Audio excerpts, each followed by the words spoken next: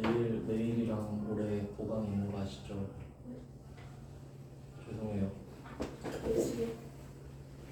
오늘 그래서 빨리 끝낼 거예요. 내일 또 오셔야 되니까.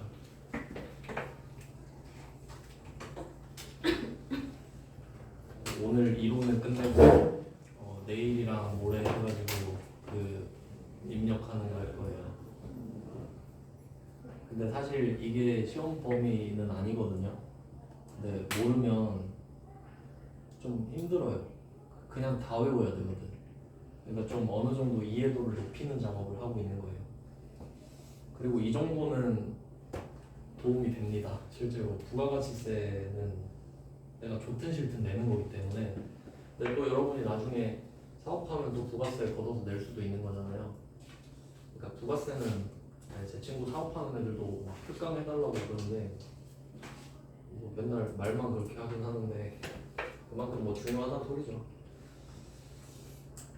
그래서 이 세 개를 비교하는 게 제일 중요하며 실제로 시험에서 좀 많이 나오는 부분은 이 부분입니다. 면세 사업자랑 영세율을 적용받는 사업자랑 비교하는 것. 그래서 이 0% 적용받는 일반과세자는 80원을 받으러 가지만 면세 사업자는 안 갑니다. 내지도 않고 받지도 않기 때문에. 그래서 면세 사업자가 꼭 좋은 것은 아니더라. 그래서 이 부분이 되게 중요한 부분이죠. 면세 사업자는 부가세를 못 돌려받는다. 왜냐면 의무가 없으니까. 권리도 없다. 진짜 중요한 거예요, 이게. 그러니까 이게 겉으로는 옆에 오른쪽이 똑같아 보이지만 왼쪽에서 엄청난 차이가 나잖아요. 그러니까 영세율이 훨씬 좋지. 뭐 그런 겁니다. 그래서 이런 것도 생각할 수 있잖아요. 만약에 면세 사업자가 수출하고 싶을 수도 있잖아요.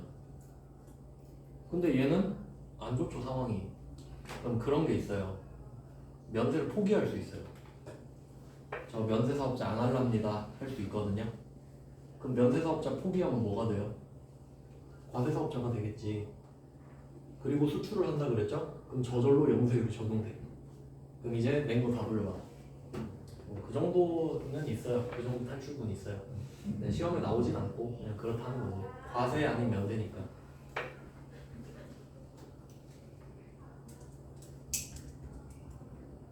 그러면 다 했나? 그리고 간이과세자는 증빙한다 그랬지. 이제 증빙할게요. 그러니까 이거는 구조고요, 시스템이고.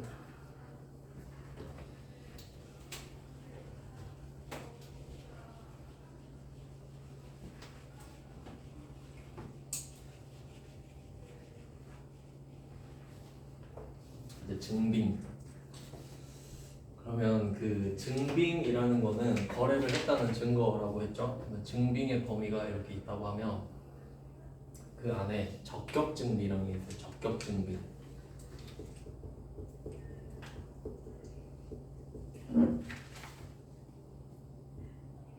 뭐 이런 느낌인데, 그러면 증빙은 말 그대로 증거라는 뜻이고 적격증빙은 적격이다, 격식에 맞다. 그래서 이 적격증빙이 중요합니다. 왜냐하면 부가세를 돌려받으려면 적격증빙을 받아야 돼요. 적격증빙을 받아야 돼요.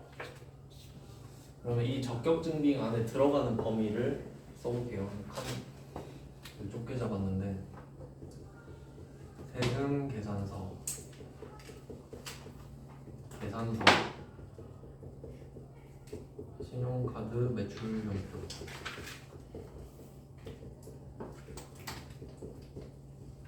현금 영수증.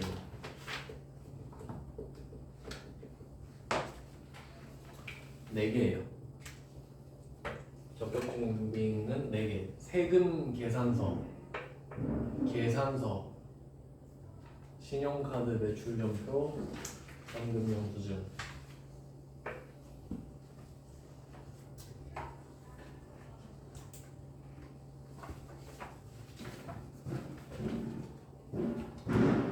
사실 여러분이 알아야 될 건 이겁니다.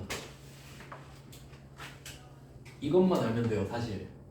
근데 누가 이걸 발급하는지 모르면 문제를 못 풀어요. 그래서 지금 사업자부터 설명을 한 거거든요. 자, 일단 4개가 적격 증빙입니다. 그러면 뭐 내용을 좀 보면은 세금 계산서잖아요. 그러니까 얘는 이름에 세금이 들어가 있죠. 여기서 세금은 부가가치세고요. 부가가치세.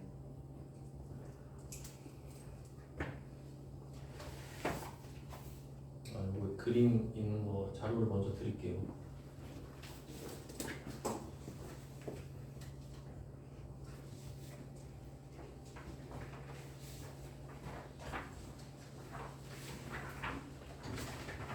그 세금 계산서 그림 있죠.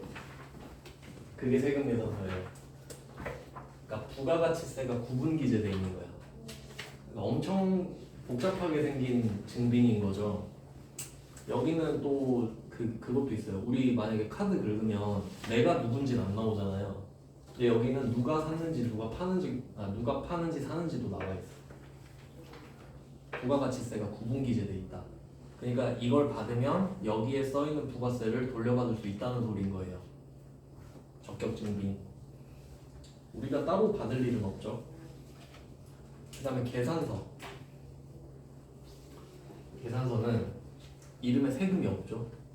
그래서 얘는 면세예요. 그러니까 면세 사업자한테 물건을 사면 부가세가 없으니까 그냥 계산서만 주는 거예요. 그럼 이걸 또 생각해 보면 계산서는 부가세가 없다 그랬잖아요. 그럼 적격 증빙이라고 하면 세액 공제를 받을 수 있다? 이렇게 돼 있는데 이 적격 증빙의 기능이 2개가 있어요. 2개. 뭐 어떤 거냐면 아까 그 880원짜리 산 걸로 한번 예를 들어보면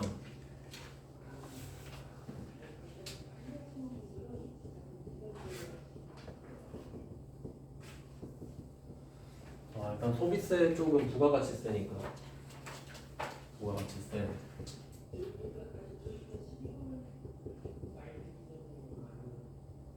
80원 아까 880원짜리 샀을 때 그러면 880원이 적혀있는 세금 계산서를 받으면 이 중에 80원 써있는 거 있죠. 이거는 100% 환급을 받습니다. 그러니까 80원 낸 걸 그대로 돌려받는다는 거지. 얘는 환급 받는 기능이 있어요. 그 다음에 소득세는 우리가 법인이면 법인세고 개인이면 소득세거든요. 둘 중에 하나겠죠.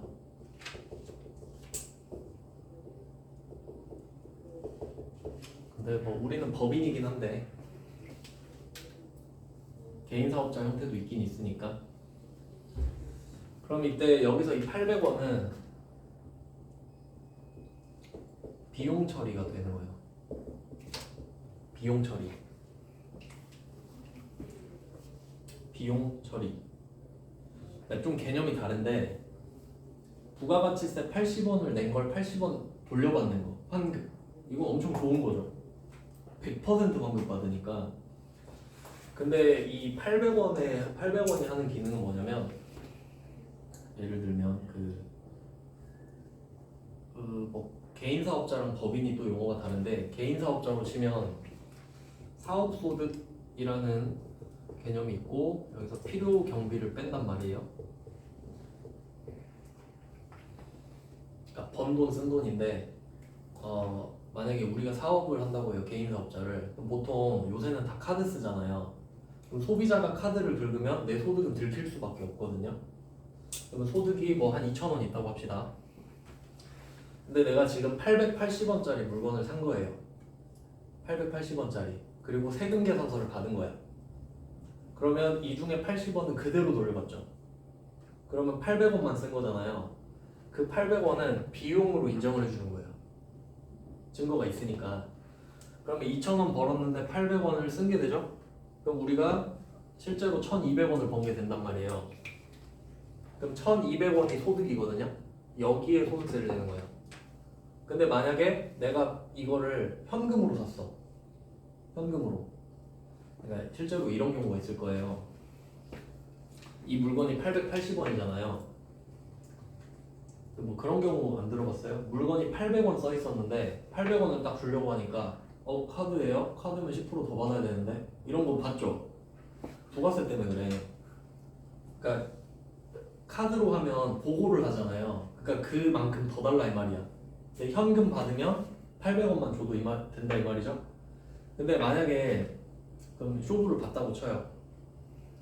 세금 계산서 주세요 하니까 880원 주셔야 돼요 하니까 그럼 현금은 800원 돼요 하니까 그렇대. 그럼 내가 800원을 주고 그냥 샀어요. 증거가 없지. 그러면 이거 없죠.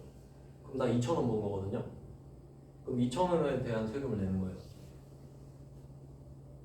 돈을 썼는데 쓴 걸로 인정을 못 받는다고. 그럼 세금 더 내잖아요. 소득세를. 그러니까 이것까지는 생각을 잘 못해요 사람들이.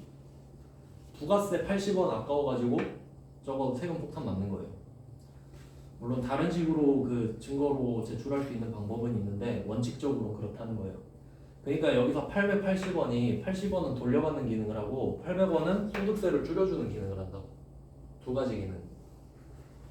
그럼 계산서는 부가가치세를 환급받는 기능은 없는 거잖아요. 면세니까. 근데 필요경비 기능은 있는 거라고.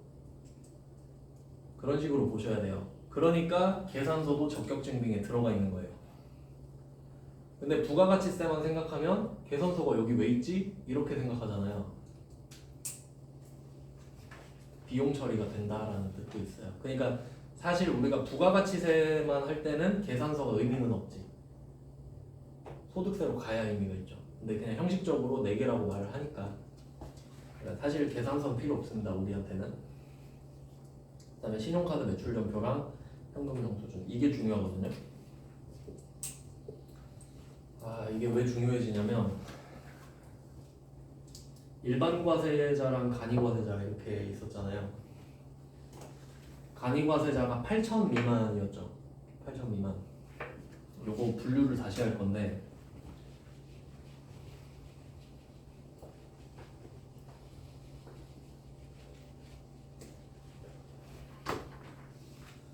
간이 과세자가 8,000 구간을 8,000 이렇게 두 개로 끊어볼게요. 밑에가 0이고 4,800, 8,000 그 위에요. 근데 원래 간이과세자 범위가 4,800이었거든요. 근데 여기서 세법이 바뀌면 사실 옛날 거는 알 필요는 없어요. 근데 왜 말씀을 드리냐면 방향성은 볼 줄 알아야 돼요. 방향성. 그러니까 4,800이 8,000이 됐다 이거 외우는 게 중요한 게 아니라 4,800이 8,000이 된 게 어떤 의미가 있는지를 봐야 된다고. 방향성을. 그러면 그 한 2, 3년 전에는 코로나 전에는 4,800까지가 간이과세자였거든요. 그러면 지금보다 간이과세자 수가 적었겠죠.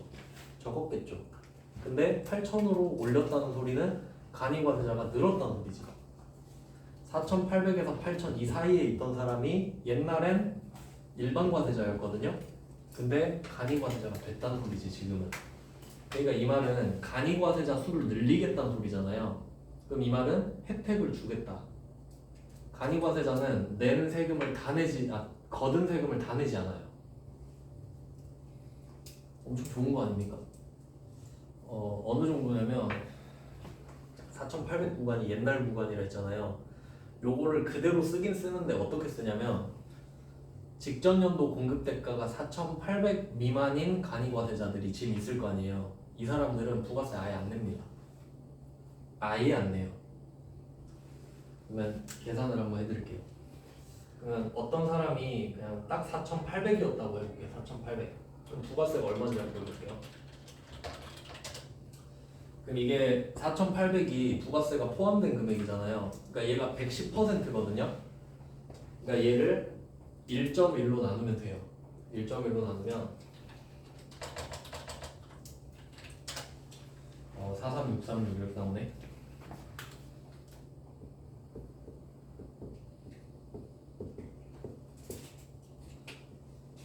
이게 공급가액이에요. 그러면 한 400만 원 정도가 부가세로 거둔 거거든요. 400만 원을 거뒀겠죠. 내 용돈이야. 안 거두니까. 개꿀 아니에요? 그러니까 취지가 아이고 열심히 산다. 그러니까 이게 4,800이 이익이 아니잖아요. 이익이 아니라 수익이잖아.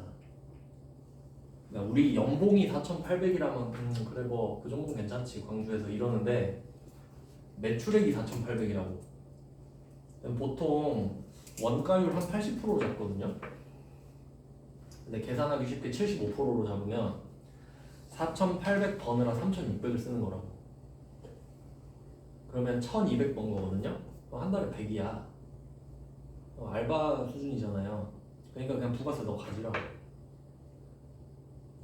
그러면 제일 좋은 방법은 뭐냐면 4,800 미만을 유지할 수 있으면은 옛날에 제 친구가 그랬는데 저 전대 후문에서 옷가게 하는 애가 있었거든요. 부가세 계산을 해달라 해서 봤는데 막 매출액이 3,600? 막 그 정도인 거예요. 불쌍해가지고 야, 너 어떻게 먹고 살래? 하니까 현금 매출이 1억이 넘게 있대 따로. 못장사 아시잖아요. 예를 들면 이런 거예요. 가격 55,000원 써있어. 근데 카드가 이렇게 써있다. 밑에 현금가에 써있죠? 현금가 얼마일까? 한 49,000원? 그래야 메리트가 있죠. 그럼 이게 어떤 차이를 불러오는지 생각해봐요. 카드로 55,000원을 긁으면 5,000원은 보고를 해야 돼. 5,000원 내겠습니다 이렇게 된 거죠. 그럼 5,000원은 여기서 뜯어가는 거죠. 근데 왜 이것보다 더 싸게 해주냐면 55,000원을 카드로 긁었잖아요. 여기에 수수료 2% 정도 더 뜯어가요 카드사가. 그리고 소득 5만원도 잡히지. 그러니까 부가세, 소득세, 카드 수수료 3단 콤보인 거야. 그러니까 그거 고려하면 한 48,000원에 줘도 돼. 대충 뭐 그런 느낌이에요. 그러니까 이런 식으로 가격 메리트를 주면 사람들이 현금 계좌이체 해줄 거 아니에요. 그러면 현금은 매출이 안 찍히잖아요. 그러니까 4,800 아래로 유지할 수 있다고. 이것도 전략 아니에요?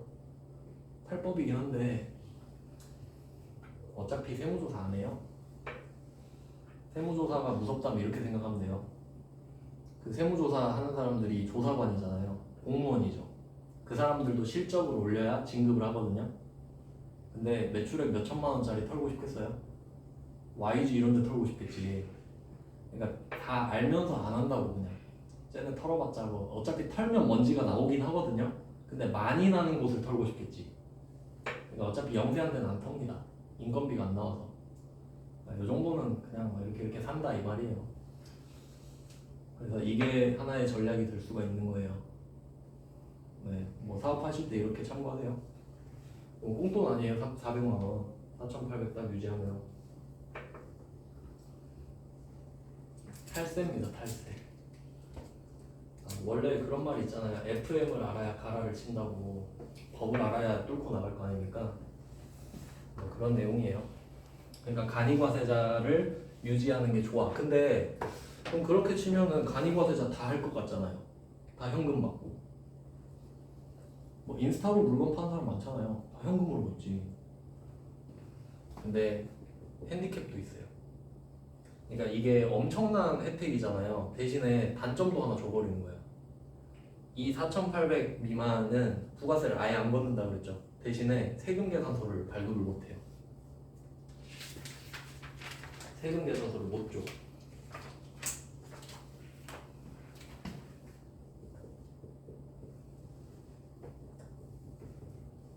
그럼 이게 어떤 효과가 있는지를 알아야 되잖아요.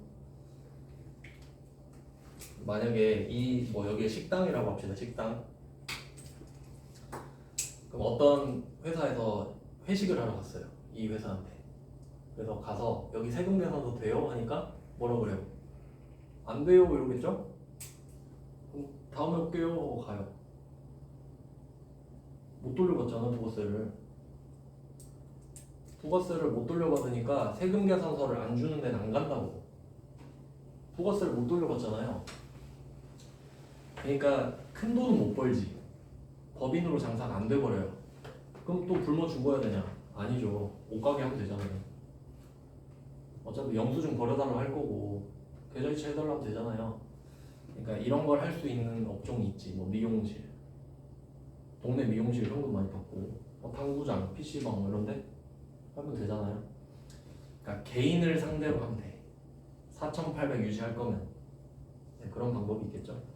그래서 세금 계산서를 못 주기 때문에 이 사람들은 영수증밖에 못 줘요. 간이 영수증.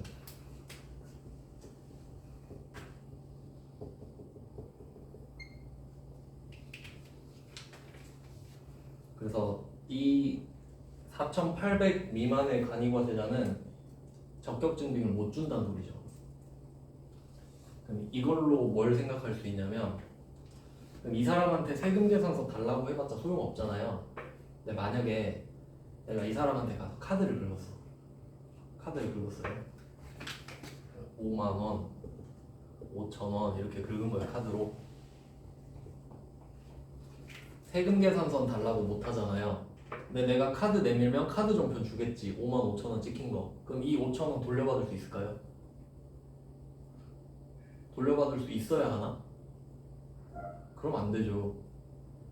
그럼 카드로 사면 되지. 그럼 이게 무슨 효과가 있어요? 세금 계산서 안 되는 게. 얘가 원래 그 증빙이 간이영수증이잖아요. 그럼 내가 카드를 내밀었을 때 얘가 주는 카드 점표 있죠. 그럼 얘도 영수증이에요. 그래야 될 거 아니에요. 상식적으로.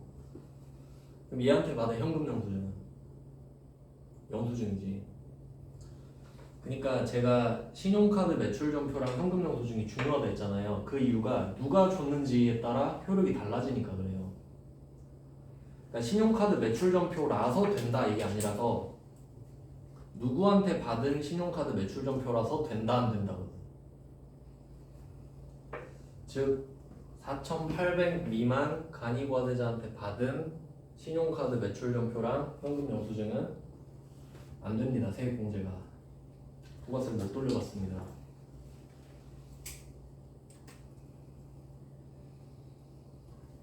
일단 뭐 4,800 미만은 정리를 했어요. 그러니까 얘는 세금을 다 안 내는 장점이 있는 대신에 세금 계산서를 못 주는 단점이 있다. 그리고 이걸 모르면 좀 어떤 실수를 많이 하냐면 처음에 내가 사업자를 낼 때 어디서 이런 걸 주워들은 거야. 간이과세자는 세금을 덜 낸다더라. 실제로 그럴 확률이 높으니까. 근데 참 안타까운 경우는 뭐냐면 내가 사업을 시작하는데 알고 보니까 법인한테 외주를 받는 사람인 거야. 그럼 법인한테 돈을 받고 증빙을 줘야 될 거 아니에요. 근데 얘는 어때요? 못 주잖아요. 거래가 안 돼버려서. 그러니까 이렇게 잘못 시작하는 경우가 많아요. 그러니까 무조건 간이과세자로 해야 되는 게 아닌 거지. 상황에 맞게 해요. 상황에 맞게. 그러니까 내가 누구랑 거래를 할 건지. 그러니까 소비자랑 거래할 거면 4,800 미만 유지해도 되죠. 근데 법인이랑 거래할 거면 그럼 안 된다고요. 그리고 이제 8,000 넘어가면 일반과세자였죠. 그럼 얘는 세금 계산서 줄 수 있잖아요. 일반과세자는 세금 계산서를 줄 수 있어요. 왜냐하면 얘는 내는 거둔 세금 다 내잖아요. 의무가 있으니까 세금 계산서를 또 발행해줄 권리가 있는 거죠.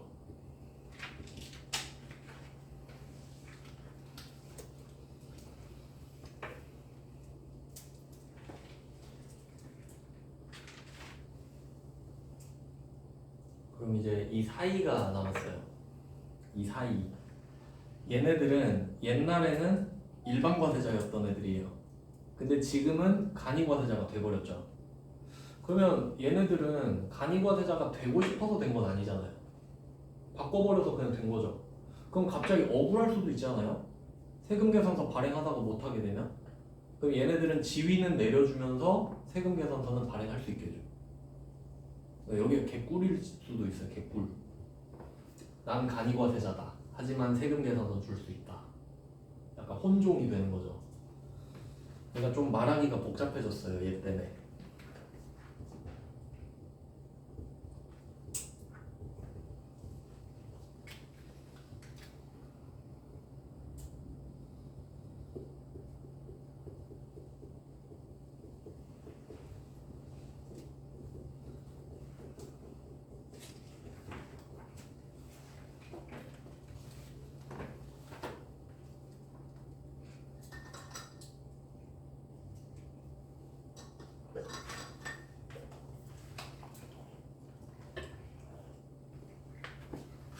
그래서 이렇게 됩니다. 구간은 3개인데 2개로 분류가 되는 거예요. 그러니까 옛날에는 간이과세자 하면 쟤 세금 계산서 발행 못하지 이거였는데 이제는 간이과세자 딱 써있으면 혹시 세금 계산서 돼요? 물어봐야 돼 이제. 2개로 나눠졌으니까. 그래서 시험에서 뭐 어떤 식으로 말을 하냐면 세금 계산서를 발행할 수 없는 간이과세자 이렇게 말해. 4,800 미만이란 소리입니다. 그럼 얘한테 받은 거는 효력이 없다. 근데 세금 계산서를 발행할 수 있는 간이과세자한테 카드 점표를 받았다. 효력이 있지. 이렇게 되는 겁니다. 그러니까 구간은 이렇게 분류는 두 개인데 또 그 부가세를 돌려받을 수 있는 구간은 이건 세액 공제가 되고 공제가 안 되고 이렇게 좀 이상하게 엇갈려 있습니다.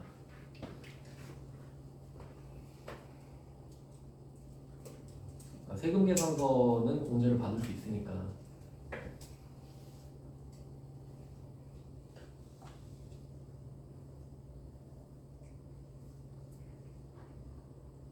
네, 사실 이것만 알면 돼요.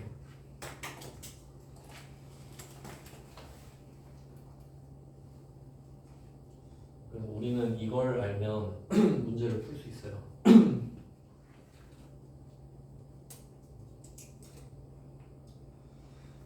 그러면 이렇게 해놓고 이제 부가가치세 총 정리를 한번 해볼게요. 부가가치세란 어떤 것인가? 이 정도면 뭐 친구나 엄마 아빠한테도 설명해 줄 수 있을 거예요. 이 정도면.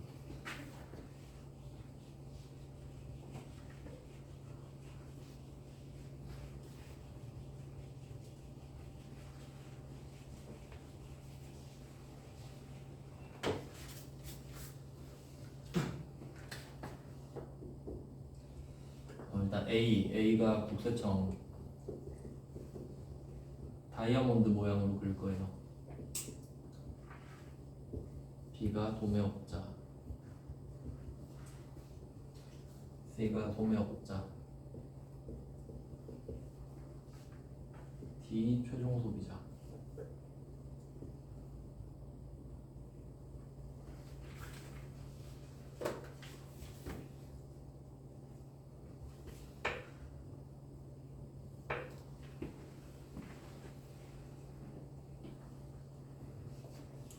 이렇게 있다고 합시다. 전 너무 좁게 그렸네요. 원래는 제조, 뭐 도매, 소매 이렇게인데 너무 많으면 복잡하니까. 그러면 도매업자가 소매업자한테 물건을 2,000원에 팔았다고 할게요. 2,000원. 근데 여기서는 그 흐름이 물건이 아니라 부가세 위주로 흐름이 가는 거예요. 그러면 도매업자가 소매업자한테 물건을 주잖아요. 그러면 소매업자가 도매업자한테 돈을 주죠. 그러니까 돈 방향으로 생각하겠다는 소리예요. 그러면 소매업자가 도매업자한테 2,000원이랑 200원을 줄 겁니다. 물건값.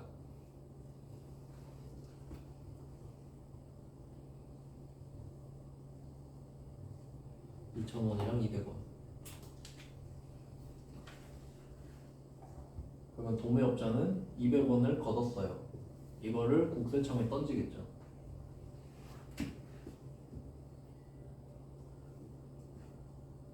이렇게 됐습니다.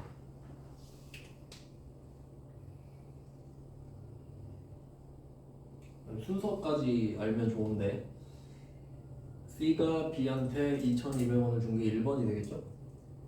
그리고 B가 A한테 200원을 던지는 게 그 다음 순서죠. 걷었으니까 내지. 그러면 이 B는 지금 기분이 어떤가 하면 아무 생각 없겠죠? 200원 걷어서 200원 내서 손해를 안 봤습니다.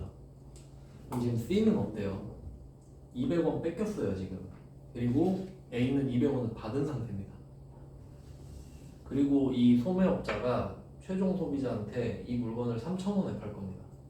3,000원에. 그러면 최종 소비자는 소매업자한테 3,000원 하고 300원을 갖다 바치겠죠.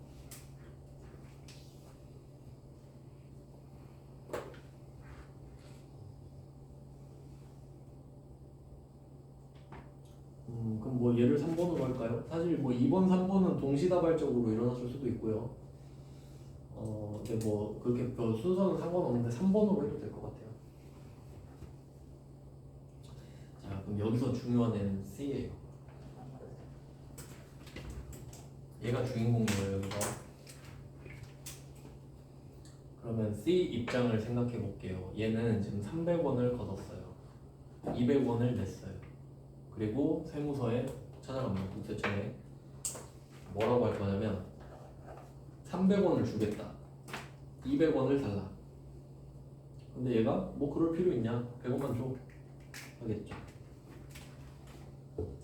그러니까 여기다 100원을 써야 맞는데 나중에 여러분 보면 왜 100원이지 이럴 거거든요. 그냥 300원, 200원 쓸게요.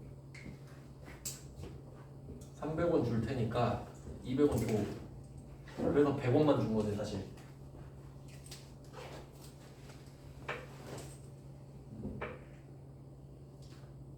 이게 부가가치세다. 적어놓고 정리를 해봅시다. 이것만 이해하면 부가가치세 진짜 끝이에요. 자, 그럼 하나씩 볼게요. 자, 순서대로 C가 B한테 2,200원 줬죠? 그러면 B는 200원을 킵 해놨어요. 지금 2,000원은 얘 거예요. 200원을 국세청에 던집니다. 그러면 B는 손해본 게 없어요. 그 다음에 C로 갈게요. C는 B한테 200원 맡겨놨죠. 그걸 얘가 낸 상태예요. 그럼 이건 뭐냐면 나중에 얘가 맡겨놓은 200원 찾아올 수 있는 거예요.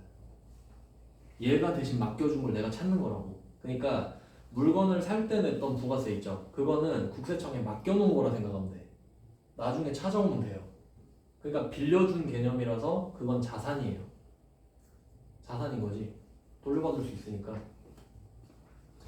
그러면 C는 200원을 냈는데 300원을 거둔 상태죠.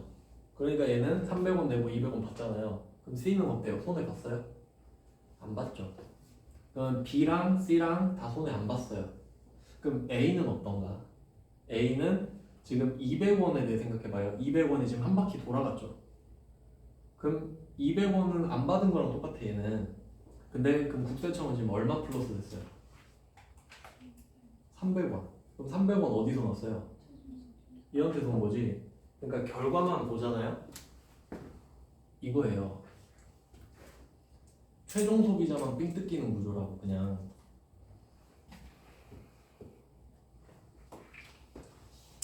그러니까 이 ABC 있잖아요. 얘네들은 계속 드리블 하는 거야. 드리블. 지들끼리 계속 돌려주는 거예요. 지들끼리는 손해 안 봐줄 때 얘네들이 짬짬이를 하고 있는 거예요. 계속. 그러니까 이렇게 셋이 맨날 드리블 하다가 여기 D 호구 하나 들어왔죠. 야 호구 왔다. 300원 일로 보내. 그럼 얘 계속 돌리잖아요. 그럼 이렇게 돌아가다가 일로 돌아가는 거예요. 끝까지. D에서 삥 뜯은 건 무조건 A로 간다. B, C는 손해 안 보는 대신에 돌려주기로 한 거예요. 계속. 이런 느낌이다. 근데 사실 부가가치세가 무서운 게 뭐냐면 그럼 B, C는 이런 느낌이에요. 부가가치세법을 딱 만들었어. 그럼 사람들이 긴장을 하겠죠. 세금을 내야 되겠다. 그럼 물어보겠죠. 누가 세금 내요? 하니까 사업자가 낸대. 그럼 사업자들이 또 세금 내 이러겠죠. 근데 가서 몰래 알려준 거야. 야 사실 니들은 돌리기만 하면 돼. 그럼 기분 좋아지겠죠. 내는 줄 알았는데 사실 삥 뜯어서 내는 거잖아요. 근데 얘네들은 뭘 모르고 있냐면 신나가지고 C는 B한테 하면서 B는 2,200원 세금 계산서 주죠. 그럼 이때 B는 지가 얼마를 벌었는지 공개하고 있는 거야. 세금 계산서를 발행했잖아요. 그러니까 얘는 200원에 꽂혀 있잖아 지금. 그래서 C는 지금 200원을 돌려 받을 생각에 신나가지고 달라고 한 거죠. 이걸 국세청에 보고한단 말이에요. 그러면 국세청은 여기 가만히 앉아가지고 B가 C한테 2,000원에 팔았다는 걸 알게 돼. 소득을 알 수 있다는 소리예요. 그러니까 부가가치세는 솔직히 믿기고 소득세를 거둘 수 있다는 거예요. 부가가치세를 소스로 해서. 그러니까 부가가치세가 가장 근간이 되는 세금이 돼요. 사업자들의 소득을 다 파악할 수 있거든. 그리고 소비자 거도 당연히 거둘 수 있고요. 얘네들은 카드 긁을 테니까. 그러니까 개꿀인 거지. 그러니까 이런 걸 보면 뭘 알 수 있냐면 시스템을 잘 만들어놔야 된다. 그럼 이거 누가 해도 상관이 없다고요. 시스템이 너무 좋으니까. 그래서 세법을 알아야 되는 이유가 이런 것 때문이에요. 그럼 부가세를 알면 이걸로 소득세를 내면 되겠구나. 이런 식입니다. 그럼 부가세 이론은 이 정도고 내일이랑 모레 해가지고 그 메인 매출 전표 오늘 나눠드린 거 있죠. 그거에 대해서 입력하는 방법을 설명해 드리고 양일간 하겠습니다. 토일 12시 3시 이틀 동안 할게요. 오늘은 여기서 끝내겠습니다. 고생하셨습니다. 어디로 가면 되나요? 그럼 내일? 이 클래스 이 클래스. 여기 오른쪽에 있어요. 어, 수고하셨습니다.